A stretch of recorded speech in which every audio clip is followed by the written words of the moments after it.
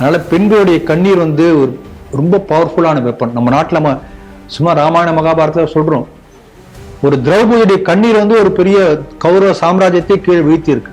சீதையுடைய கண்ணீர் பெரிய ராவணனை பத்தி எந்த அளவுக்கு சொல்லுவாங்க. அப்படிப்பட்ட ராவணன் வீழ்த்தியது சீதையுடைய கண்ணீர். அந்த பெண்களுடைய கண்ணீருக்கு அந்த அளவுக்கு ஒரு வலிமை இருக்கிறது. ஆகவே பெண்களுடைய கண்ணீர், அது அபலை பெண்கள், பாதிக்கப்பெண்களுடைய கண்ணீர் வந்து நிச்சயம் வந்து பதில் சொல்லும். நீங்க இங்கதான் நீங்க என்ன பார்க்கணும்னா மணி லாண்டரிங் என்ற ஒரு வார்த்தை, அதாவது கருப்பு பணத்தை வெள்ளை பணமா மாத்துறது. இங்க உள்நாட்டுல இருக்கிற பணம் என்ன பண்ணுவாங்கன்னா, ஈஸியா வந்து ஒரு பெரிய 5 ஸ்டார் ஹோட்டல் கட்டி ஒரு 200 ரூம் வச்சு அந்த 200 ரூமுக்கு வந்து தினசரி புக்கான மாதிரி கணக்கு பண்ணி பிளாக் ஒயிட் பண்ணிடுவாங்க. அடங்கு மறு அத்துமீறலாம் போயாச்சு. அடங்கி உழு, காலில் உழு, காலை பிடி, அதான் இப்ப வசனமே மாறியாச்சு.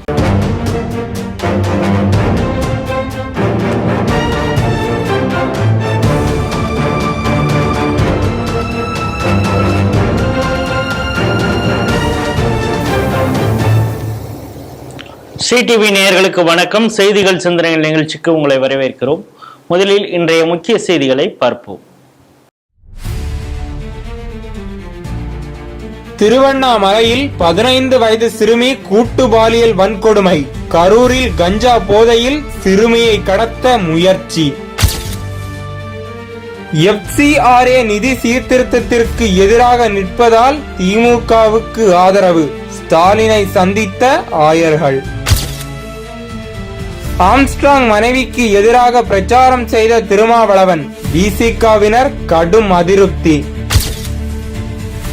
அரவிந்த் கெஜ்ரிவாலின் ஆதாரமற்ற குற்றச்சாட்டுக்கு நீதிபதியை வழக்கிலிருந்து விலக்க முடியாது.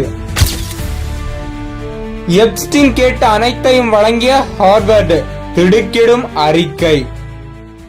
இன்றைய செய்திகள் குறித்து தனது கருத்துக்களை நம்மிடையே பகிர்ந்து கொள்ள நமது அரங்கத்திற்கு திரு ராம வெங்கடாத்திரி அவர்கள் வந்திருக்கிறார். ஸ்ரீ டிவி நேயர்கள் சார்பாக அவரை வரவேற்கிறேன். வணக்கம். வணக்கம் ராஜேஷ். முதல் செய்தியாக இன்னைக்கு ரொம்ப பரபரப்பு என்னன்னு பார்த்தீங்கன்னா, திருவண்ணாமலையில் ஒரு 15 வயது சிறுமியை ஒரு 8 பேர் சேர்ந்து கூட்டு பாலியல் பலாத்காரம் பண்ணியிருக்காங்க அப்படிங்கிற ஒரு செய்தியும், அதே போல் கரூரில் ஒரு சிறுமியை வாயில் துணியெல்லாம் வச்சு பற்றி அதை வந்து கடத்துவதற்கு முயற்சி பண்ணப்போ பொதுமக்கள் பிடிச்சிட்டாங்க. அந்த இளைஞன் வந்து ஒரு கஞ்சா போதையில் இருந்ததாக சொல்லப்படுகிறது. தேர்தலுக்கு ஒரு நாள் முன்பு இப்படி ஒரு சம்பவம் நடந்திருக்கிறத எப்படி பார்க்குறீங்க? மிக வருத்தமாக இருக்கிறது, வேதனையாக இருக்கிறது. இப்படிப்பட்ட அவலமான ஆட்சி அடியோடு நீங்கி அடுத்த ஆட்சி வரும் வரைக்கும் தமிழ்நாட்டில் பெண்களுக்கு என்ன ஏற்படும் என்கின்ற பயமும் வருகின்றது. ஏன்னா ஒரு காபந்து அரசு, அப்படிப்பட்ட சூழ்நிலை இப்படிப்பட்ட ஒரு அவமானமான ஒரு பயப்படக்கூடிய ஒரு செயல் நடந்திருக்குன்னா எல்லாருக்கும் பயம். பெண்களுக்கு தமிழகத்திலே பாதுகாப்பு இல்லையா? இப்படிப்பட்ட ஒரு கேள்விக்குறி. பாருங்க, கரூர்ல சொல்லியிருக்கீங்க, தொடர்ந்து சம்பவங்கள், எத்தனை சம்பவங்கள் பாருங்க. இதுல என்ன நமக்கு வருத்தமான ஒரு விஷயம்னா, ஞாயிற்றுக்கிழமை நடந்திருக்கு இல்லையா இந்த சம்பவம், திருவண்ணாமலையில் நடந்தது ஞாயிற்றுக்கிழமை. இப்போ வரை எஃப்ஐஆர் போடல. அது அண்ணாமலை அவர்கள் அந்த பேச்சை பார்த்தப்போ எனக்கே தெரிஞ்சது. அப்ப போலீஸ் என்ன பண்ணிருக்காங்கன்னா, அந்த பெண்ணுக்கு தலையில அடிபட்டு ஆஸ்பத்திரியில் போயிருக்காங்க. ஒரு கால் அந்த மாதிரி அடிபடாமலா இருந்தா வந்து விஷயமே வெளியே வந்திருக்காது. வேற வழியில ஆஸ்பத்திரி போன அட்மிட் பண்ண காரணத்தினால இப்போ வந்து எப்படியோ வெளியில லீக் ஆயிடுச்சு. எப்படியோ இந்த எலெக்ஷன் வரைக்கும் இந்த செய்தியே வெளியே வர விடாமல் தடுக்கணும் என்பதற்காக காவல்துறை முயற்சி செய்திருப்பதாக நமக்கு புரிகிறது. இப்படிப்பட்ட காவல்துறையை நம்பி எப்படி பெண்களுக்கு பாதுகாப்பு இருக்கும்? அப்ப காவல்துறை யாருக்கு காவல்துறை? ஆளக்கூடிய கட்சிக்கு காவல்துறையா, மக்களுக்கு காவல்துறையா? காவல்துறை யாருக்கு நண்பன்? உங்கள் நண்பன் போட்டுக்கான யாருக்கு நண்பன்?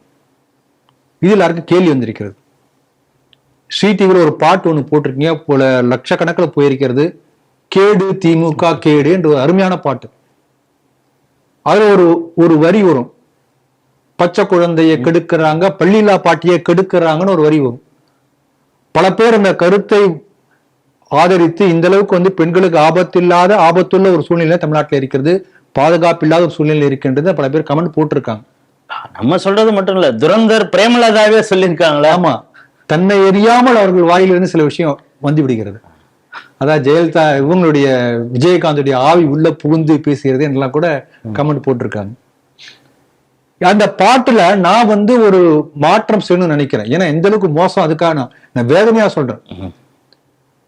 பச்சை குழந்தை என்பதை கூட விட்டுவிட்டு பிறந்திருக்கக்கூடிய குழந்தைய கூட, இனிமேல் பிறக்கக்கூடிய குழந்தை கூட பாதுகாப்பு இல்லை. பள்ளிலா பாட்டி கூட கிடையாது, படிக்க இருக்கக்கூடிய பாட்டியை கூட வந்து கெடுத்துருவாங்க. அந்த அளவுக்கு மோசமான சூழ்நிலை, பெண்களுக்கு பாதுகாப்பே இல்லாத சூழ்நிலை தமிழ்நாட்டிலே இருக்கிறது. இப்ப இதுக்கு யார் பொறுப்பு? இதற்கு நான் 2 பேரை பழி சுமத்துறேன். ஒண்ணு வந்து இங்கு உள்ள திரைப்படங்கள், இன்னொன்று அரசியல் கட்சி, ஆளக்கூடிய கட்சி. அளவுக்கு மீறிய பாலியல் வக்கிர உணர்வை தூண்டக்கூடிய இன்றைய திரைப்படங்கள், சின்ன திரையா இருக்கலாம், பெரிய திரையா இருக்கலாம், ஆளக்கூடிய கட்சி. இப்ப இந்த சின்ன திரையோ பெரிய திரையோ, who is controlling this? ஆளுங்கட்சி தான். ஆகவே எப்படி பார்த்தாலும் இந்த திராவிட மாடல் தான் இதற்கு பொறுப்பேற்க வேண்டும். நான் வந்து எனக்கு வந்த ஒரு சம்பவம், எனக்கு நினைவுக்கு ஒரு விஷயத்தை சொல்றேன். சிடிவில 10 ஆண்டுக்கு முன்பு ஆரம்பித்த காலத்துல வந்து சாமி தியாகராஜனுடைய பெரிய புராண தொடர் சொற்பொழி வந்திருக்கும், எல்லாம் எடுத்து பார்க்கலாம்.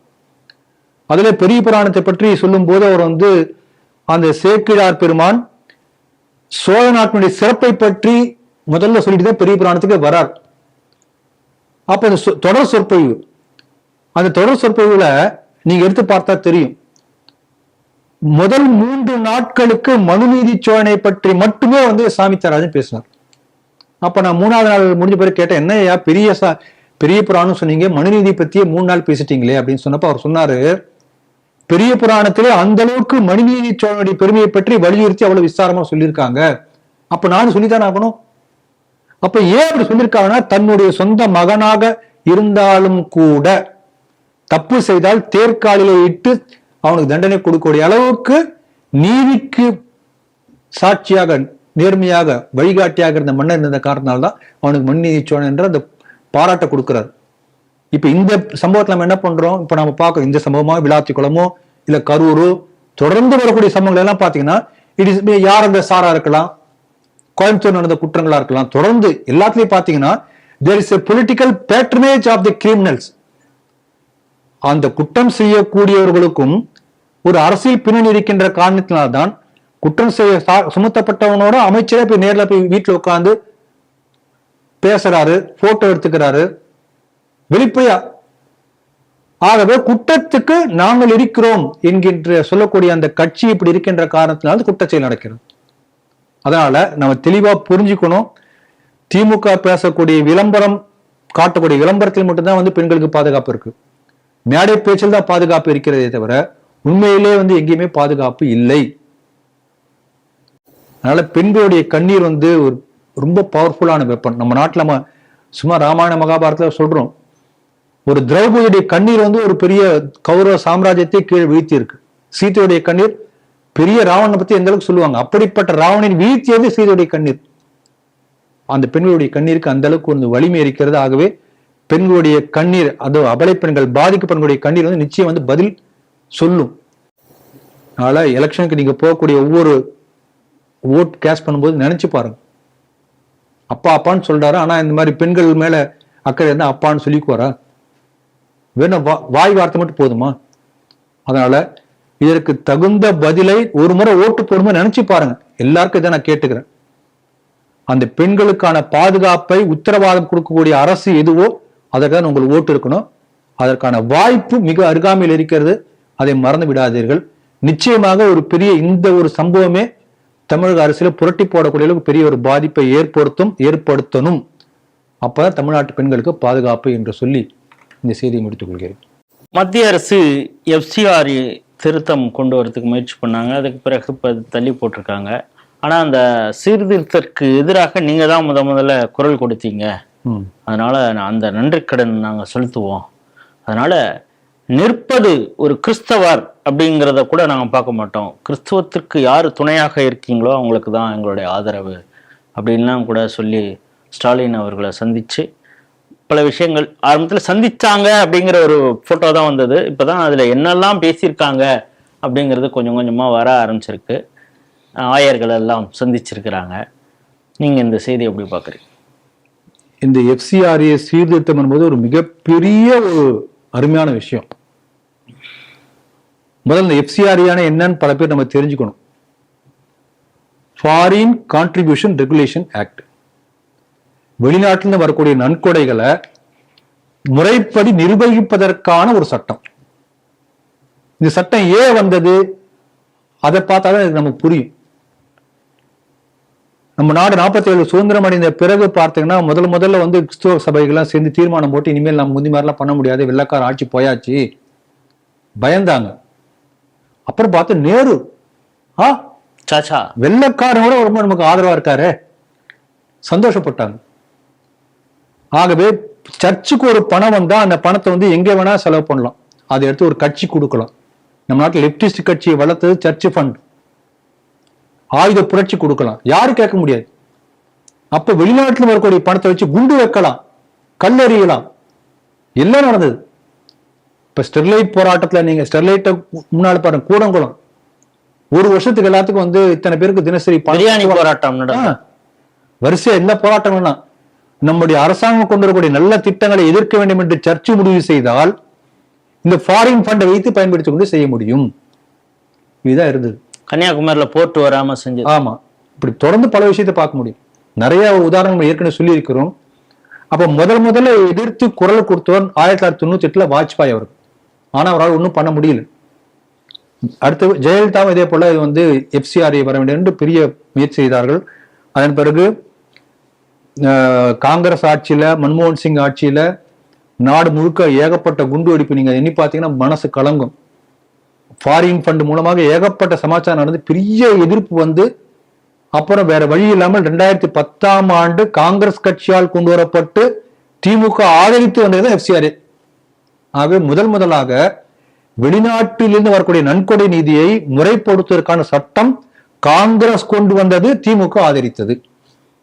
நம்ம முதல்ல தெரிஞ்சுக்கணும். இது வந்து ஒரு ஃபர்ஸ்ட் ஒரு தியரட்டிக்கலா இதை ஏற்றுக்கொண்டு சட்டம் போல ஒன்றை ஏற்படுத்திவிட்டு காங்கிரஸ் நகர்ந்துட்டாங்க.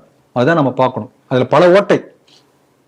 அப்ப அந்த ஓட்டைகளை சரிப்படுத்துவதற்கு 2020 மீண்டும் அதை வந்து சரிப்படுத்தினார் மோடி அவர்கள். அது பண்ணின பிறகும் அதுல ஏகப்பட்ட சில ஓட்டைகளை கண்டுபிடித்து திருப்பி இதே பழைய வேலையை காட்ட ஆரம்பித்தார்கள். நீங்க இங்கதான் நீங்க என்ன பார்க்கணும்னா மணி லாண்டரிங் என்ற ஒரு வார்த்தை. அதாவது கருப்பு பணத்தை வெள்ளை பணமா மாத்துறது. இங்க உள்நாட்டுல இருக்கிறது பணம் என்ன பண்ணுவாங்கன்னா ஈஸியா வந்து ஒரு பெரிய 5 ஸ்டார் ஹோட்டல் கட்டி ஒரு 200 ரூம் வச்சு அந்த 200 ரூமுக்கு வந்து தினசரி புக்கான மாதிரி கணக்கு பண்ணி பிளாக் ஒயிட் பண்ணிடுவாங்க. அப்படியே சினிமா தியேட்டர் கட்டி ஒரு வருஷம் முழுக்க ஒரு படம் வந்து ஓடுனதா கணக்காமிச்சு நீங்க என்ன போய் செக் பண்ண போறீங்களான்னு ஹவுஸ்ஃபுல்னு போட்டு பிளாக் ஒயிட் பண்ணலாம். இந்த மாதிரிலாம் பண்ண நிறைய வாய்ப்பு இருக்கு. அந்த ஆடிட்டர்கிட்ட போய் கேட்டா சொல்லுவாங்க, இந்த மாதிரி ஐடியா கொடுப்பாங்க. வெளிநாட்டுல இருந்து போன பணத்தை வந்து எப்படி கொண்டு வருது? அப்பதான் வந்து 2G நம்ம கேஸ் ஞாபகத்துக்கு வரும். பல ஸ்டாம்ப் லெட்டர் பேட் இருக்கக்கூடிய பல கம்பெனிஸ்க்குலாம் வந்து மொரிஷியஸ் நாட்டுல ஒரே அட்ரஸ்ல 30 மேற்பட்ட கம்பெனிகள் ஷெல் கம்பெனிஸ் இப்படிப்பட்ட கம்பெனிகள் மூலமாக என்ன பண்ணுவோம்னா ஃபாரின் டைரக்ட் இன்வெஸ்ட்மெண்ட், வெளிநாட்டு மூலதனம் என்கிற பேர்ல இங்க இருந்து கருப்பு பணமாக கொண்டு போய் அதை கொண்டு வந்து ஹவாலால கொண்டு போய் இது வந்து ஒயிட் ஆக்குவாங்க. இப்போ அதுக்கு வந்து 2G கேஸ் இருந்த பிறகு அதுக்கு பல செக் பாயிண்ட்ஸ் எல்லாம் வந்தாச்சு. இப்ப என்ன பண்றாங்கன்னா மணி லாண்டரிங்க்கு இந்த NGO மூலமா வரக்கூடிய பணத்தை மணி லாண்டரிங் பயன்படுத்த முடியும் கண்டுபிடிக்கிறாங்க பாருங்க. அப்ப என்ன பண்றா, ஏதோ ஒரு குறிப்பிட்ட ஃபண்டுக்கு ஒரு இந்தியாவிலே ஏழை குழந்தைகள் ஒரு பல பேர் இருக்காங்க, அவங்களுக்காக ஒரு 5 கோடி நான் கொடுக்குறேன். ஏழை குழந்தைகள் பசி ஆறுவதற்காக, படிப்பதற்காக 3 கோடி கொடுக்குறேன். அந்த செயலில் இருக்கிற குழந்தைகளோட ஆரோக்கியத்துக்காக, சுகாதார மேம்பாட்டுக்காக 2 கோடி கொடுக்குறேன். இப்படி அங்கிருந்து பணம் அனுப்ப முடியும். இப்படி பணம் அனுப்பினால் அந்த பணத்தை அந்த பர்பஸ், ஒவ்வொன்றுக்கு பர்பஸ் கோடோட மட்டும்தான் பணம் அனுப்ப முடியும். வேற பணம் நீங்க அனுப்ப முடியாது. அதே போல இதுக்கு முன்பு வரைக்கும் என்ன இருந்ததுன்னா எங்க வேணா எந்த பேங்க்ல வேணா இந்த வெளிநாட்டு பணம் வரலாம். அந்த மாதிரி அதையும் தடுத்துட்டாங்க. ஃபாரின்ல இருந்து ஒரு பணம் நீங்க வந்ததுன்னா நியூ டெல்லியில் இருக்கக்கூடிய ஸ்டேட் பேங்க் ஆஃப் இந்தியாவில் நீங்க ஒரு அக்கௌண்ட் ஆரம்பிச்சு அதுக்கு மட்டும் தான் வரணும். இப்ப அங்க ஒரு 2 கோடி வருதுன்னு வச்சுக்கலாமே, அந்த வரக்கூடிய 2 கோடியும் பர்பஸ் கோடோட மட்டும்தான் வர முடியும். எஜுகேஷன் ஒரு பர்பஸ் கோடு, மகளிர் கல்வி பர்பஸ் கோடு, ஆரோக்கியம் பர்பஸ் கோடு, தொற்றுநோய் தொழுநோய் ஒழிப்பு எல்லாத்தையும் பர்பஸ் கோடு மாதிரி கொடுத்துருக்காங்க. அந்த கோடோட நீங்க பணத்தை அனுப்ப முடியும். இப்ப அந்த கோடுக்கு வந்து 1 கோடியோ 10 லட்சம் 5 லட்சம் பணத்தை எடுத்து என்ன பண்ணணும், நீங்க உள்ள வந்து நம்ம நாட்டுக்குள்ள இப்ப நான் மெட்ராஸ் இருக்குன்னு வச்சுக்கலாமே, அங்க வந்து ஒரு பேங்க்ல ஒரு அக்கௌண்ட் ஆரம்பிக்கணும். ஏற்கனவே நான் வந்து வேற வேலை செஞ்சுட்டு இருப்பேன். அந்த பேங்க் அக்கௌண்ட் தனி, இந்த டெல்லியிலிருந்து வரக்கூடிய இந்த வெளிநாட்டு நிதி வரக்கூடிய பேங்க் அக்கௌண்ட் தனியா இருக்கணும். இதுல இருந்து அந்த வரக்கூடிய ஒவ்வொரு பணத்துக்கும் அந்த பர்பஸ் கோடுக்காக நான் செலவு பண்ணணும் என்பதற்காக கணக்கு ஒரு வருஷம் எழுதி ரிட்டர்ன் சப்மிட் பண்ணும், இவ்வளவுதான், வேற எதுவும் இல்லை. நீ ஏன் பண்ணல அப்படின்னு யாரும் கேட்க போறது இல்லை. நீ ஏன் அவ்வளவு செலவு பண்ணதெல்லாம் கேட்க போறது இல்லை. முறையா கணக்கு வச்சுக்கோங்க. இப்ப சுகாதாரத்துக்காக நான் வாங்குறேன் 5 கோடி, மகளிர்களுக்காக 2 கோடி வாங்குறேன், ரெண்டையும் மிக்ஸ் பண்ணக்கூடாது. இது அதுக்கு, அது இதுக்கு, தெளிவா கணக்கு வச்சு சப்மிட் பண்ணுங்க. இதுல என்ன கஷ்டம் இருக்கு? அப்போ ஒரு பக்கம் வந்து என்ன பண்றாங்கன்னா, இது இந்த FCRA வருவதற்கு இவங்களாம் ஏன் எதிர்க்கிறாங்கன்னு பாருங்க. ஒண்ணு முறையாக கணக்கு மெயின்டைன் பண்றது இல்லை. அப்போ இப்போ நான் வந்து ஒரு 1 கோடி ரூபாய்க்கு வந்து நான் பிளாட் வாங்கி நான் வந்து என் குடும்பத்தோட அங்க இருக்கேன், அது தெரிய வருது, கவர்மெண்ட் எடுத்துக்கும். அப்ப சொத்துக்கள் இந்த மாதிரி முறைகேடாக செயல்பட்டுன்னா கவர்மெண்ட் உடனே எடுத்துரும், அவ்வளவுதான், அரசுக்கு போயிடும். இதுதான் இந்த சட்டத்துல உள்ள சீர்திருத்தங்களை வரக்கூடிய விஷயங்கள். அப்ப என்ன அர்த்தம்னா, ஒண்ணு வந்து இந்த வெளிநாட்டு நிதி வாங்கி தான் தன்னுடைய சுயலாபம் பார்க்க முடியாது. ரெண்டாவது, நீ வந்து ஒரு சேவைக்காக வாங்கிட்டு மதமாற்றம் பண்ண முடியாது. அந்த சேவையை வேற சேவைங்கிற பேர்ல வேற எதுக்கு நீங்க பயன்படுத்த முடியாது. 4வது இன்னொரு செக் பாயிண்ட் வச்சிருக்காங்க. அந்த வரக்கூடிய பணத்துல சம்பளத்துக்காக 20% மேல செலவு பண்ணக்கூடாது. இப்ப நான் வந்து அப்ப 7-8 டைரக்டரை போட்டுட்டு அப்படி போட்டு அதை வந்து வேற எதுக்காக செலவு பண்ண முடியாது. வேற ஒரு சும்மா ஒரு போஸ்ட் கிரியேட் அதுக்கு வந்து 50 லட்சம் 5 லட்சம் 3 லட்சம் அப்படிலாம் பண்ண முடியாது. 20% டோட்டல் அட்மினிஸ்ட்ரேட்டிவ் எக்ஸ்பென்சஸ் எல்லாம் சேர்ந்து, இன்டர்நெட்ல இருந்து ஆரம்பிச்சு எல்லா அட்மினிஸ்ட்ரேஷன் முழுக்க சேர்ந்து 20% தான். மிச்சம் 80% ஆக்சுவல் பர்பஸ்க்காக செலவு பண்ணி நீ கணக்கு அமைச்சு வவுச்சர் வைக்கணும். அப்ப உண்மையான தொண்டு பணி செய்யக்கூடிய இதை பத்தி பயப்படுவானா? அப்ப இவங்க எல்லாம் சேர்ந்து எதிர்த்துட்டாங்க. என்ன அர்த்தம்னா, இப்படிப்பட்ட பாதிரிகள் அத்தனை பேர், வெள்ளையங்கியை போட்ட அத்தனை பேருமே ஒண்ணு மதமாற்றத்துக்காக இதை செய்ய முடியல என்று வருத்தப்படக்கூடியவர்களா இருக்கணும், அல்லது இந்த பணத்தை முறைகேடாக அரசுக்கு எதிராக சமூக விரோத செயல்களுக்கு பயன்படுத்த முடியல என்று வருத்தப்படக்கூடியவனா இருக்கணும், அல்லது இந்த பணத்தை தான் சுபோகமா அனுபவிக்கணும்னு நினைக்கூடியவனா இருக்கணும், கள்ள கணக்கு காட்ட தயங்காதவனா இருக்கணும்.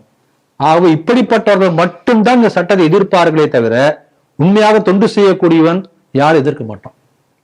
அதனால இந்த கிறிஸ்துவ மிஷனுடைய கபட வேடம் நமக்கு தெளிவா தெரிய வந்திருக்கு. இது ஒண்ணு. இன்னொரு விஷயம் நான் சொல்ல நினைக்கிறேன்.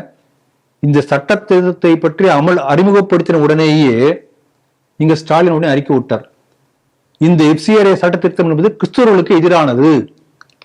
அங்க எங்கேயும் கிறிஸ்துவங்கிற வார்த்தையே வர, என்ஜிஓக்கள் யாராக இருந்தாலும், ஹிந்துவா இருந்தாலும் சரி, முஸ்லீமா இருந்தாலும் சரி, சீக்கா இருந்தாலும், ஜெயின் எவனா இருந்தாலும் சரி, இதுதான்.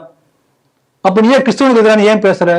நான் வந்து என்ஜிஓ நிறைய வச்சிருக்கான். அப்ப நமக்கு என்ன சந்தேகம் வருதுன்னா, இப்ப மெயினா மணி லாண்டரிங்க தடுக்கிறதுக்காக பல அம்சங்கள் கொண்டு இருக்காங்க. இவங்களுக்கு ஏதாவது துபாயில எங்கேயாவது மணி லாண்டரிங் அங்க போயிட்டு அப்படி வரத்துக்கு ஏதாவது இந்த கிறிஸ்டின் மிஷனரி உதவி செய்திருக்கலாமோ என்கின்ற சந்தேகம் நமக்கு வருது இல்லையா? எனக்கு வருது, எல்லாருக்குமே வரும். ஆகவே இது ஒரு பெரிய நெக்சஸ். ஆகவே இப்படிப்பட்ட அந்த மணி லாண்டரிங் நெக்சஸோட ஸ்டாலினுக்கு தொடர்பு இருக்கிறதா, இந்த சந்தேகம் நமக்கு வருகிறது. அதனால இந்த FCRA சட்ட திருத்தம் என்பது அவசியம் வரவேண்டியது. சமூக விரோத செயல்கள் குறையும். முறையாக அந்த சமூக சேவைக்கான பணமாக அது இருந்தால் நிச்சயம் செலவு பண்ணலாம், யாருமே செய்யலாம், யாரும் தடுக்க முடியாது. இன்னும் சொல்ல போனா மத பிரச்சாரத்துக்காக கூட பயன்படுத்திக்கலாம். ஆனா சமூக துண்டு செய்யணும். ஒரு சர்ச்சுக்கு வந்து போகக்கூடிய ஒரு கிறிஸ்டியன் வந்து எப்பயுமே போய்கிட்டு இருக்கலாம், ஒன்றும் தப்பு இல்லை, அதெல்லாம் தடுக்கல எதுவுமே. ஆனால் ஏதோ கிறிஸ்துவ மதத்துக்கு எதிரான ஒரு திட்டம் போல வெளியே வந்து ப்ராபகேட் பண்ணி கிறிஸ்துவ மதத்தில் பெரிய கொந்தளிப்பை ஏற்படுத்தி, கேரளால பாருங்க கிட்டத்தட்ட கேரளா எலெக்ஷனுக்காகவே நிறுத்தி வச்சுட்டாங்க அப்படியே பேசாம. அந்த அளவுக்கு ஒரு பெரிய ஒரு எதிர்ப்பு. அதன் மூலமா அந்த பலன் அனுபவிக்கிறது யாருன்னா இந்த வெள்ளையங்கிய போட்ட பாதிரியார்கள். ஏன்னா இவன் தானே ஹேண்டில் பண்ற பணத்தை. ஆகவே அந்த சட்ட திருத்தம் அவசியம் வரணும். வந்தால்தான் நம்முடைய நாட்டுக்கு நல்லது, பிரிவினைவாதிகளுக்கு ஒரு சவுக்கடியாக இருக்கும். தமிழகத்துல தலித்துகளுக்கான ஏகபோக பிரதிநிதி அப்படின்னு சொல்லக்கூடியவர் திருமாவளவன். தலித்துகளுக்காக குரல் கொடுப்பேன் அப்படின்னு பல அமைப்புகளாக இருந்தாலும், ஆனால் தலித்துகள் அப்படின்னா அவங்களுக்காக நான் குரல் கொடுக்கக்கூடியவன், இந்த கட்சி வேறுபாடின்றி நான் அது மாதிரி செயல்படக்கூடியவெல்லாம் வெளியில் சொல்லுவார். ஆனால் பார்த்திங்கன்னா அதிமுக சார்பாக திருவிக்கா நகரில் படுகொலை செய்யப்பட்ட ஆம்ஸ்ட்ராங்குடைய மனைவி பொற்கொடி அவங்கள நிறுத்தினாங்க. அவங்க இரட்டை இலை சின்னத்தில் போட்டி போடுறாங்க. அவங்க ஆக்சுவலி பிஎஸ்பியில் இருந்தாங்க, ஆனாலும் கூட அவங்க இரட்டை இலை சின்னத்தில் இப்போ போட்டிடுறாங்க. பொற்கொடி தனது சின்ன குழந்தையை அழைச்சிட்டு போய் எங்கே பார்த்தாலும் ஓட்டு கேட்குறாங்க. அது அந்த மக்கள் மத்தியில் மிகப்பெரிய அளவு ஒரு தாக்கத்தை ஏற்படுத்தியிருக்கு. அவர்கள் வெற்றி பெற்று விடுவார்களோ அப்படிங்கிற ஒரு சூழல் இருக்கும் பொழுது திமுக என்ன பண்ணுது, அந்த இடத்துல ஒரு தலித் ஃபேஸை வச்சு பிரச்சாரம் பண்ணோம் அப்படிங்கிறதுக்காக பக்கத்தில் வந்து திருவிக நகரை ஒட்டி இருக்கக்கூடிய துறைமுகம் இந்த பகுதியில் வந்து கமலஹாசனை வைத்தும் பிரச்சாரம் பண்ணாங்க. இப்போ அந்த திருவிக நகர்லேயே வந்து திருமாவளவன் போய் பிரச்சாரம் பண்ணியிருக்காரு. பல தலித் அமைப்புகளை உங்களுக்கு ஆதரவாக ரஞ்சித் எல்லாம் கூட இப்போ பொற்கொடிக்கு ஆதரவாக இருக்கிற நேரத்தில் திருமாவளவன் அவங்களுக்கு எதிராக பிரச்சாரம் பண்ணியிருக்காரு. அது விசிகாவினருக்கே பிடிக்கல, நம்ம தலைவர் என்ன ஆச்சு அவருக்கு இப்படி பண்றாரு அப்படிங்கிறது மாதிரி எரிச்சல் அவங்களுக்கு வந்திருக்குது. இந்த செய்தி எப்படி பார்க்குறீங்க? நீங்க சொல்லுங்க. அப்படி அந்த சமூகத்தினரான ஒரே குரலாக அவர் இருக்கிறார் என்று சொன்னீருங்க அப்படின்னு அவர் சொல்லிக்கிறார். அதுதான் அவர் சொல்லிக் கொள்கிறார். இது நாள் வரை சொல்லிக் கொண்டு வந்தார், இனிமேல் சொல்ல முடியாது. அதுதான் சரியான அந்த திருத்தத்தை தான் சொல்ல வந்தார். அந்த பிம்பத்தை கட்டமைத்திருந்தார். அந்த பிம்பம் உடைந்து கொண்டே இருக்கிறது, பீஸ் பீஸ் ஆயிட்டு இருக்கு, உடஞ்சி. அந்த சினிமால ஒரு வசனம் வரும் இல்லையா, அது வேற வாய், இது வேற வாய். சரி, நான் வேற வாய்னு சொல்லுவேன், நம்ம வந்து மரியாதையா பேசுவோம். இதே திருமாவளவன் அவர்கள் கொஞ்ச நாளைக்கு முன்னாடி என்ன பேசினார், இதே பொற்கொடியை பார்த்து வரவேற்றார் இல்லையா, அதான் சொன்ன, அது வேற வாய், இது வேற வாய். இப்ப நம்ம இப்படி பார்க்கலாம்னா, ஒண்ணு வந்து அதே திருமாவளவனை வைத்து அதே மக்களுக்கு எதிராக இவரை பேச வைத்த திமுகவுடைய குரூரமான மனப்பான்மைன்னு ஒரு பக்கம் பார்க்கலாம், அது ஒரு பக்கம். ஆனா அதே திருமாவளவன் என்ன பண்ணிருக்காரு, பூவை ஜெகன்மூர்த்தியை ஆதரித்து அவர் பேசினார் இல்லையா. அதாவது கேவி குப்பத்துல எனக்கு சீட் கொடுத்தாங்க விசிகா சார்பாக, அங்க என்ன எடுத்துக்கங்க, அது தனி தொகுதி தானே அப்படின்னு. அங்கு நிற்பதும் ஒரு பட்டியல் சமூகத்துடைய கட்சி சார்பாக ஒரு தலைவர், புதிய பாரதமா அந்த பாரதம் கட்சியில நிக்கிறாரு. அவருக்கு எதிராக ஏன் இன்னும் ஒரு பட்டியல் சமூகத்தினரும் போய் நிக்கணும் அப்படிங்கிறதுக்காக நான் வேண்டான்னு சொல்லிட்டேன். இப்ப இது கணக்குன்னு பாத்தீங்கன்னா நமக்கு ஒரு சீட்டு குறைஞ்சிருக்கு. ஆனாலும் நம்ம வந்து நம்மளுடைய கொள்கையில நம்ம தெளிவாக இருந்திருக்கோம் அப்படின்லாம் பண்ணோடனே உடனே கூட்டத்துல விசில்லாம் பறந்தது. ஆனா இப்பொழுது பட்டியல் சமூகத்தை சேர்ந்த பொற்கொடியை வைத்து பேசுறாரு என்று சொன்னால் என்ன அர்த்தம்னா, ஒண்ணு வந்து அவர் திமுகவிடம் அடிபணிந்து விட்டார், அடங்கு மறு அத்துமீறலாம் போயாச்சு, அடங்கி உழு, காலில் உழு, காலை பிடி, அதான் இப்ப வசனமே மாறியாச்சு. காட்டுமன்னார் கோயில்ல நிக்கிறேன்னு சொன்னாரு. ஆமா, அப்ப ஏன் நிக்கல? அப்ப ரெண்டு காரணம் சொல்றாங்க. ஒண்ணு, காட்டுமன்னார் கோயில ஒரு தோத்துருவாரோ என்கின்ற அச்சம் காரணமா, அல்ல கூட்டணியில வந்து நிர்பந்த அழுத்தம் காரணமா? எந்த வகையில பார்த்தாலும் இவர் செல்வாக்கு சரிந்து விட்டது, சரிந்து கொண்டே வருகிறது. He is no more a leader of the so called community. அவருக்கே தெரிஞ்சிருக்கா, எக்ஸ்போஸ் ஆயிடுச்சு. ஆக திமுக என்ன சொல்லி இருக்கிறது, இதன் மூலம் வந்து ஒரு மெசேஜ், நான் சொல்றது நீ செய்யணும், வேலையாள் போ, அடிமை செய்தாகணும். ஆமா, கொத்தடிமையை விட கீழான நிலைமைக்கு ஒரு போய்விட்டார் என்பதை அந்த மெசேஜ் கொடுத்திருக்காங்க. அதனால செல்வாக்கு இல்லை, இவர் செல்லா காசாகிவிட்டார். அதனால இந்த விடுதலை சிறுத்தைகள் அப்படிங்கிற பேரை கூட வேற ஏதாவது பேரு, அடிமை பூனைகள் மாக்கலாமா? பூனை கூட வந்து போயிடும், அடிச்சா திருப்பி தாக்கும், அடிச்சிடும். அதனால வந்து அடிமை பைந்தாங்குழிகள் கட்சின்னு வச்சுக்கலாம்னு நினைக்கிறேன். அறிவாலய அடிமை கட்சி, அறிவாளி அடிமை கட்சி அப்படியே பேர் மாத்திலாம் நினைக்கிறேன். அதனால இவருடைய செல்வாக்கு ஒண்ணு வந்து இவர் சமூகத்து மத்தியில, இவர் என்ன சமூகத்தினுடைய தலைவர் என்று சொல்கிறாரோ அந்த சமூகத்து மத்தியில இல்லை. ஏன்னா அப்படி இருந்திருந்தால் இவர் வந்து இந்த மாதிரி பேசியிருக்க முடியாது, தெளிவா தெரியுது. இரண்டாவது, இவருடைய கட்சியிலே ஒரு செல்வாக்கு இல்லை, இவர் கட்சி சேர்ந்தவங்க எதிர்க்க ஆரம்பிச்சிருக்காங்க. மூணாவது, இவருடைய கூட்டணியே இவருக்கு செல்வாக்கு இல்லை, அவங்க சொன்னதே செய்யணும், இவருடைய வாய்ஸே கிடையாதுங்க. ஆகவே திருமாவளவன் ஒரு செல்லா காசு ஆகிவிட்டார் என்பதைத்தான் இந்த செய்தி நமக்கு காட்டுகிறது, முதல் விஷயம். அதனால இனிமேலும் அந்த சமூகத்தினர் இவர் பின்னால் போவது நீங்கள் வந்து ஒரு பெரிய உங்களுக்கு முட்டாள்தான் தான் சொல்லுவேன். இன்னொரு விஷயம் பாருங்க, இவர் எந்த சமூகத்தினை பிரதிநிதி சொல்கிறார்களோ, தாவே காணோன்னு அது ஒரு பாதி பேர் கலந்து அங்க போயிட்டாங்கல்ல, அப்ப சமூகத்துல ஒரு செல்வாக்கே இல்ல. தேர்தலுக்கு பிறகு இவருக்கு எவ்வளவு பெர்சன்டேஜ் இருக்குங்கிறது தெரியும், புரிஞ்சுங்களா? ஆகவே ஒரு பக்கம் வந்து ஒரு வில்லனாக தாவேக்கா ஒரு பக்கம் வில்லன் பிடிச்சு இழுக்கிறார் அவரை, இன்னொரு பக்கம் உண்மையான சர்வாதிகாரியாக ஸ்டாலின் அவர்கள், அவர் வந்து சும்மா சர்வாதிகாரி சொன்னார், உண்மையில இவருக்கு தான் சர்வாதிகாரி. இவங்க ரெண்டு பேரும் போட்டு நசுக்கிற நசுக்குல ஒன்றுமே இல்லாமல் இந்த தேர்தலுக்கு பிறகு திருமாவளவன் போக போகிறார் என்பதைத்தான் இது முன்னோட்டமாக இந்த செய்தி நமக்கு சொல்லியிருக்கிறது.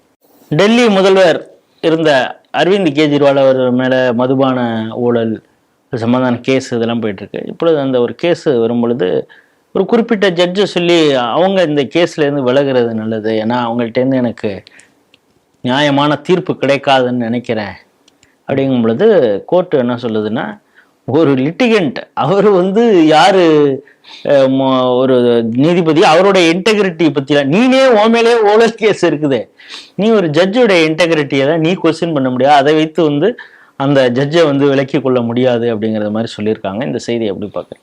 இல்ல, முதல்ல அந்த மாதிரி சொல்ல முடியுன்றது என்ன சொன்னால் அவருக்கு எந்த அளவுக்கு ஒரு திமிர் இருக்கணும் பாருங்க. ஒரு ஜட்ஜை பார்த்துட்டு உண்மையில அந்த சந்தேகம் இருக்கு, நீ என்னுடைய கேஸ் விசாரிக்க கூடாது எப்படி சொல்ல முடியுது? செந்தில் பாலாஜி சொன்னா எப்படி இருக்கும்? அந்த மாதிரிதான். ஆகவே இப்படிப்பட்டவர்கள் தான் இந்த கூட்டணிக்கு ஆதரவு பிரச்சாரம் பண்ணிருக்காங்கன்னா இந்த கூட்டணி எந்த அளவுக்கு எந்த லட்சணத்திற்கும் நம்ம தெரிஞ்சுக்கலாம். அந்த நீதி அரசர் ரொம்ப அழகா தெளிவா, நீதி அரசி ரொம்ப தெளிவா சொல்லியிருக்காங்க, உங்களுடைய சந்தேகத்துக்கால நான் இதுல இருந்து விலகிலாம் போக முடியாது. அதே போல இங்க திரும்ப திரும்ப ஒரு பொய்யை சொல்லிட்டே இருக்காங்க. ஆயிரக்கணக்கான முறை சொன்னாலும் பொய் பொய் தான். ப்ரெஷர் கொடுத்தாலும் நான் விலக மாட்டேன், ஏன்னா நான் பதவி பிரமாணம் எடுக்கும்போது சத்திய பிரமாணம் எடுத்திருக்கிறேன், அதில் நான் விலக மாட்டேன் என்று தெளிவா சொல்லியிருக்காரு. அதனால இன்னும் கூட பதவி விலகிய பிறகும் கூட இவரால் அழுத்தம் கொடுக்க முடிகின்றது சொன்னால் அந்த அளவுக்கு அங்குள்ள சில ஈகோ சிஸ்டத்தை தவறாக பயன்படுத்தி கொண்டிருக்கிறார் என்பது தெளிவா புரிகிறது. அடிச்ச காசை ஏற்கனவே ஒரு ஜட்ஜு ஊழல் கட்டுக்கட்டாக பணம் இருந்ததுன்னு இப்பதானே அவர் அவ்வளவு ப்ரெஷருக்கு பிறகு இப்பதானே எஸ்ஐனே பண்ணியிருக்காரு. ஆமா ஆமா, மேபி ஒரு சில ஜட்ஜு இன்னும் அது மாதிரி இருக்காங்களாங்கிறதே நமக்கு டவுட் தெரியாது. அந்த தைரியத்தையும் இந்த அளவுக்கு ஒரு பேசியிருக்கிறார், அந்த தைரியம் ஒரு இருக்கிறது, அதனால இந்த மாதிரி பேசியிருக்கிறார். ஆனா இவங்க ரொம்ப உறுதியா இருக்காங்க, அவங்களுடைய உறுதியை நம்ம பாராட்டணும். எந்த விதமான அழுத்தத்துக்கும் அடிபணியாது இப்படிப்பட்ட நீதிபதிகள் இருக்கின்ற காரணத்தால் தான் இன்றைக்கு நாட்டில் நீதிபதிகள் மேல் நம்ம அந்த அமைப்பின் மேல மக்களுக்கு நம்பிக்கை இருக்கிறது. அதை காப்பாற்றிய நீதி அரசுக்கு நம்முடைய வணக்கங்கள், பாராட்டுதல்கள். இது மெயினா சொல்லிக்கிறேன். அதனால இன்னொரு விஷயம் பாருங்க, நிச்சயம் அவர் மாட்டிக்குவார். நேர்மையாக தேர்தல் நடந்தா, வழக்கு நடந்தா இவர் மாட்டிக்குவார். அதனால எப்படியாவது ஒண்ணு பண்ணி மிரட்டணும், கிட்டத்தட்ட மிரட்டல் மாதிரி தானே, அப்படி குறுக்கு வழியெல்லாம் பயன்படுத்தி ஒரு முயற்சி செய்து பார்த்திருக்கார். ஆனாலும் அந்த அவங்க பேர் ஸ்வர்ணகாந்தா சர்மா இல்லையா, ரொம்ப தெளிவா சொல்லியிருக்காங்க. அவங்களை பாராட்டுகிறேன். இதே போல நீதிபதிகள் நாடு முழுக்க இருந்தால் நீதித்துறை நிச்சயமாக மக்களுக்கு சரியான நீதி கிடைக்கும் என்கின்ற நம்பிக்கை நமக்கு வந்திருக்கிறது. பிரதமர் நரேந்திர மோடியை மிகவும் அசிங்கமாக காங்கிரஸ் சென்ற பாராளுமன்ற கூட்டத்தொடரில் கூட பேசியிருந்ததை நம்ம பார்த்தோம். அதுக்கு குறிப்பிட்டு அவங்க சொன்னது, இவர் வசமாக சிக்கியிருக்கிறார் அமெரிக்காவிடம், அதுவும் டொனால்டு ட்ரம்பிடம். அவர் மிரட்டுறாரு, எதை வச்சு? எப்ஸ்டீன் ஃபைலை வச்சு அப்படின்னு. இப்போ இந்த எப்ஸ்டீன் ஃபைலில் என்ன சொல்றாங்கன்னா, அந்த அவருக்கும் அந்த ஹார்வர்டு யூனிவர்சிட்டிக்கும் மிகப்பெரிய ஒரு தொடர்பு இருக்குது. இன்னும் சொல்லப்போனால் ஒரு முறை அவர் கைது செய்யப்பட்டு வெளியில் வந்தப்போ கூட இன்னும் நெருக்கமாக அங்கே இருக்கக்கூடிய பல ப்ரொஃபஸர்ஸ் பேசியிருக்காங்க. இவளை பெரிய ஐக்கானாகவும் அவ்வப்பொழுது ஒரு அந்த ஹார்வர்டு யூனிவர்சிட்டிக்கு வர்றது மாதிரியும் ஒரு ரிசோர்ஸ் பர்சனல்லாம் கூட அவங்க நினச்சிக்கிட்டு இருந்திருக்காங்க. பல விஷயங்களை அவங்க ஷேர் பண்ணியிருக்காங்க அப்படிங்கிறது மாதிரியெல்லாம் இப்பொழுது செய்தி வந்துகிட்டு இருக்கு. அந்த லிங்க், 2 ஹார்வர்டுக்கும் எப்ஸ்டீனுக்கான லிங்க்கும் இப்பொழுது மேலதிகமாக நடந்த விசாரணையில் அதாவது அமெரிக்க அந்த டிபார்ட்மெண்ட் அவங்க வெளியிட்டிருக்காங்க, ஹோம் டிபார்ட்மெண்ட். இந்த செய்தி எப்படி பார்க்குறீங்க? மனிதனுடைய பலவீனங்களை பயன்படுத்தி அதை வைத்து தன்னுடைய அரசியல் நோக்கங்களையோ மற்ற நோக்கங்களையோ செயல்படுத்தக்கூடிய தன்மை ரொம்ப நாளமா பல இடங்கள்ல இருக்கு. நம்ம நாட்டு வரலாற்றுலையும் பார்க்கிறோம். எட்வினாவோட தொடர்பு யாருக்கு? எல்லாருக்கும் தெரியும். அதை பத்தி நான் அதிகம் பேச விரும்பல. ஒரு பார் டெண்டர் எப்படி இந்த நாட்டினுடைய பிரதம மந்திரியாக வரக்கூடியவரை வளைத்து போட்டு இந்த நாட்டினுடைய பல விஷயங்களை மாற்ற முயற்சி பண்ணார் நம்ம பார்க்கிறோம். 2 பேரையும் யாருன்னு சொல்லல, இல்லைன்னா தெரிஞ்சுக்கலாம். என்ன அந்த நேரு குடும்பம், காந்தி குடும்பம், காந்திக்கு சம்பந்தம் இல்லாத ஒரு குடும்பம் நேரு குடும்பம், காந்தே குடும்பம். சரி, வாசகர்களுக்கு தெரியும். அதனால இந்த மாதிரி ஒரு செயல் நடந்திருக்கிறது. இதுல பாருங்க, நான் ஒரு சம்பவத்தை நான் சொல்ல விரும்புறேன். நம்ம அன்னை தெரசான்னு சொல்லி நம்ம அப்படியே உயர்வாக புனிதராக பட்டம் கொடுத்து பார்க்கக்கூடிய இந்த தெரசா, அவர் பல இடங்களிலே குழந்தைகளை விட்டிருக்கிறார். பெண் குழந்தைகளை குறிப்பாக சொல்ல போனா குழந்தைகளை கிட்டத்தட்ட என்ன பண்ணிருக்காங்கன்னா, ஒரு குழந்தைக்கு 10 கோடி ரூபாய் அளவுக்குலாம் குழந்தை வித்திருக்காங்க. அப்படிப்பட்ட குற்றச்சாட்டு அவர் பேர இருக்கிறது. ஆனால் எந்த குற்றச்சாட்டுல அவர் மேற்கொண்டு அந்த குற்றச்சாட்டுக்கு அடுத்த ஸ்டெப்பு போக முடியாதபடி அவரை காப்பாற்றியது என்னன்னா அந்த பணத்தெல்லாம் வந்து வாட்டிக்கனுக்கு கொடுத்திருக்கிறார். ஆனால் உலகம் முழுக்க பரவக்கூடிய அந்த வாடிகன் என்கின்ற அந்த பவர்ஃபுல் சர்ச் லாபி வந்து அவரை காப்பாற்றி இருக்கிறது. ஆனாலும் கூட 2 விஷயம் நான் சொல்ல வரேன். இந்த சமயத்துல இவர் நிறுவிய அந்த நிறுவனத்தம் மிஷனரி ஆஃப் சேரிட்டிஸ் நிறுவனத்தினுடைய கிளை ஒன்று வாஷிங்டன் டிசியில இருந்திருக்கிறது. 2012 வரைக்கும் இயங்கியது. அங்கு வந்து அனாதை குழந்தைகளுக்கான காப்பகம். 2012 அமெரிக்க நாட்டுல வந்து ஒரு மிகப்பெரிய கடுமையான குழந்தைகள் பாதுகாப்புக்கான சட்டத்தை போட்ட அடுத்த நொடியே அந்த வாஷிங்டன் டிசியில் இருந்த அந்த குழந்தைகள் காப்பகம் மூடப்பட்டு விட்டது. அதுல இருந்த குழந்தைகளை என்ன ஆனாங்க, அதுக்கு முன்னால இருந்தவங்க யாரு என்ன எதுவுமே தெரியாது. இது ஒரு கேள்வி.